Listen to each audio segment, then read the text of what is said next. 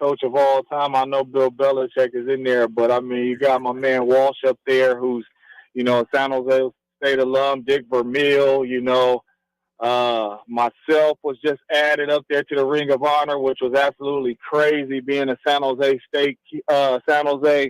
born and raised and playing at San Jose State. To see my name go up there, man, it was a humbling, experience, man. But yes, man, we got some legends to come out of San Jose State, man, and hopefully we start getting a couple more coming out of there.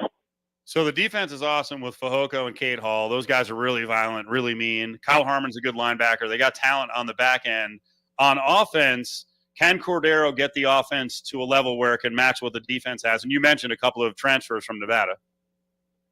Yeah, man, I got a chance to go out to practice and, check him out at the spring game. And, I mean, he has everything you want a quarterback to have. I mean, the ball coming out of his hands extremely fast. I mean, extremely accurate.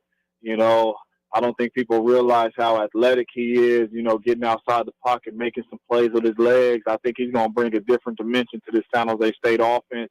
And then, yeah, you mentioned the two guys they got from, Nevada, getting them on the outside. We haven't had two really big-time receivers in a long time. And when we do have two big-time receivers that can really play on the outside edge, man, the offense is always at another level. So I'm excited to see how they look on Thursday night. I think this is going to be a really good season for the Spartans.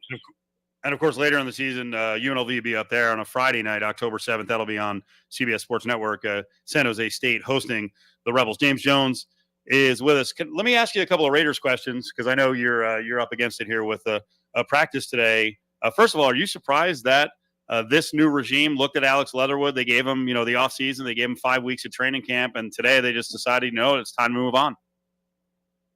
Yeah, man, I actually signed a deal to do some TV with the Raiders, and I was out there for a bunch of training camp practices, and they gave him opportunity after opportunity after opportunity to kind of show itself and show that, this is the reason why I was that number one draft pick, and there was just a lot of inconsistency, you know what I mean? He just never truly showed that I'm that guy, you know what I mean? And as they getting down the cuts, and we know they got a bunch of good players on this roster. When you're getting down the cuts, you're trying to put together the best 53 to possibly help you go chase the Super Bowl. And, they said that they had some guys that gave him a better chance to win than him. So hopefully he lands on his feet and gets somewhere. I still think he has potential to be a really good player, and we'll see.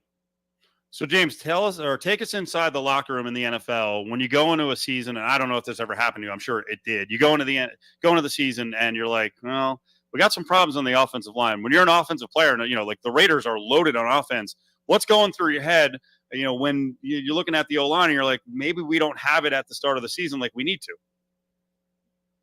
Well, I think the main thing I was seeing at training camp is, number one, the ball is coming out of Derek Carr's hands extremely fast to help the O-line. Number two, when you don't have an O-line that's extremely big time like that, the way you help them out is running the football, coming downhill at people, running the football, keeping the defense honest. There's a lot of movement on this offense, so it's a lot of communication that these defenses are going to have to do when they play the Raiders. Communicate a lot, whether it's at linebackers, the back end, whatever it may be. They're going to have to communicate a lot. Josh is moving everybody around every play. Renfro, Waller, Devontae Adams, he's moving them. So that's how you help out your offensive line. Force these people on the defenses to communicate.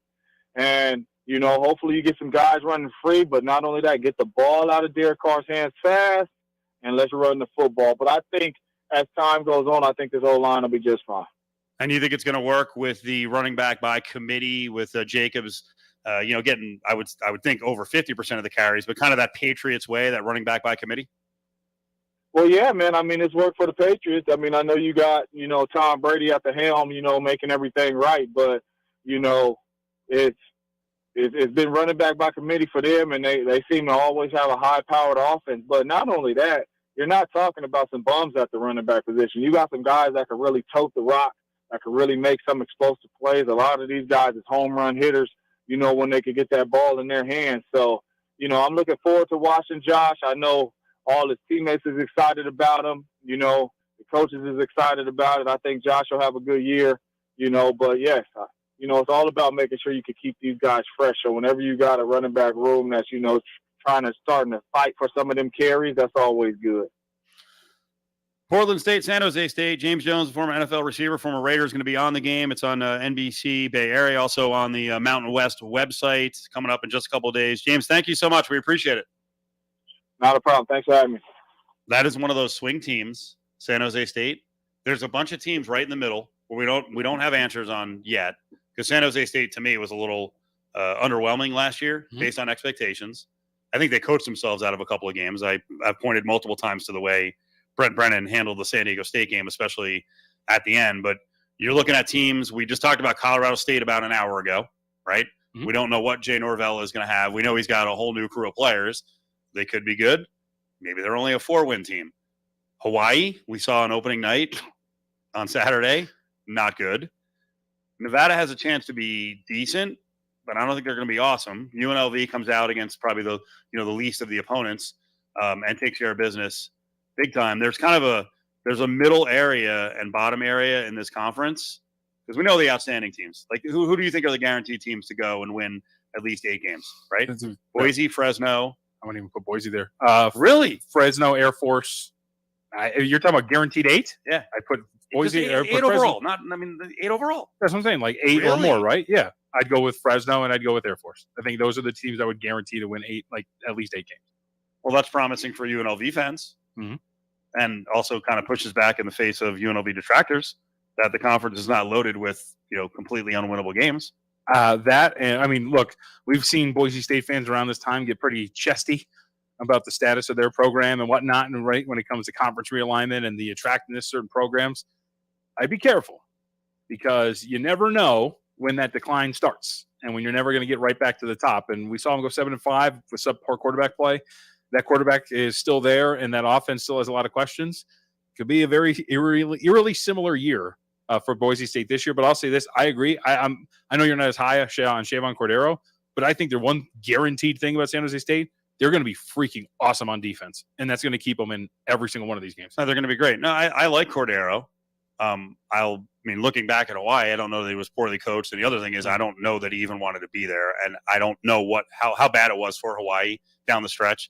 There clearly were big problems with the roster with Todd Graham. So you want to, in a lighter atmosphere, Brent Brennan is not a hard ass. So it's going to be a fun team, fun group to play with.